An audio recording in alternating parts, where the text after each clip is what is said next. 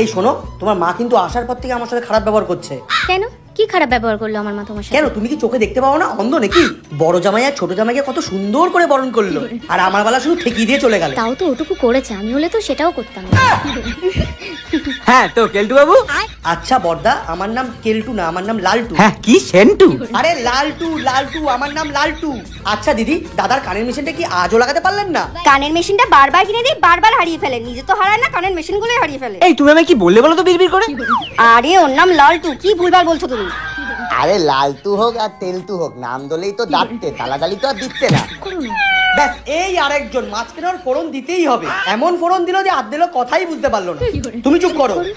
এই এক মিনিট, তুমি আমার তোতা বলা নিয়ে মজা উড়ালে? কি মশা উড়ালাম? মশা কেন উড়াতে যাবো? এই তুমি চুপ করো না, এত বেশি কথা কেন বলো? বোন, লালটুদার মদ খাওয়ার অভ্যাসটা কমেছে রে? কমেছে? আরো বেড়েছে। আগে দুবেলা খেতে, এখন 4 বেলা গিলছে। হ্যাঁ তো লালটু, বিয়ের তো 1 বছর হলো, আমার ছোট শালিকে নিয়ে কোথাও ঘুরতে টুরতে গেলে নাকি বাড়িতেই সময় আরে কাটাচ্ছ? না, সেরকম ভাবে কোথাও যাওয়া হয়নি। ওহো, আরে না, সেরকম ভাবে কোথাও যাওয়া হয়নি। ভাবছি কোথাও একটা যাব, কাজের যা প্রেশার। কি বলতো, এত কাজের মধ্যে কোথায় আর যাব কোনো একটা জায়গায়। হ্যাঁ ঠিক আছে, এটা উঠে এসে বলার কি ছিল? ওখানে বসেও তো বলা যেত, আমি কি কানে শুনতে পাই না? নাও, নিজের মুখে সব সত্যি কথাটা বলে দিল। আরে আর কবে যাবে? আমাকেই দেখো, 5 বছর বিয়ে হলো, প্রত্যেক বছর নতুন নতুন জায়গায় ঘুরতে নিয়ে যাই। এই তো কদিন আগে গোয়া থেকেও ঘুরিয়ে নিয়ে আসলাম। কি বলো?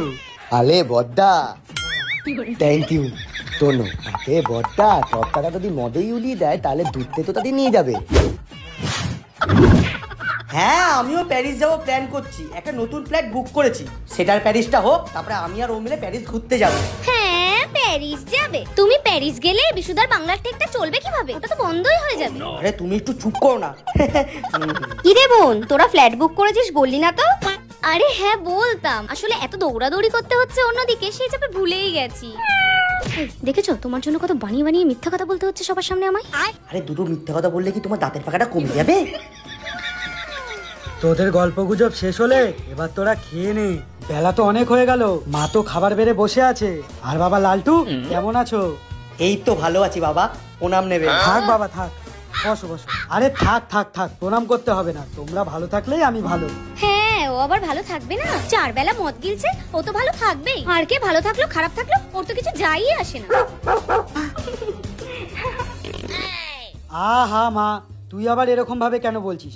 ও তো তোর জন্য সবকিছুই করে। আর তাছাড়া মদ তারাই খায় যারা মদ খেয়ে নিজেদেরকে সামলাতে পারে। আপনি কি বলতে চাইছেন? তো তোর মতোই আমি নিজেকে সামলাতে পারি না। তোমার বাবা তো আস্তে আস্তে কি বলছে গো? মদ খাওয়া নিয়ে কিছু বলছে? তোমার শুনে কাজ নেই, তুমি আগে আমার কথাটা মন দিয়ে শোনো, তারপরে বাবা কি বলছে শোনার চেষ্টা করো।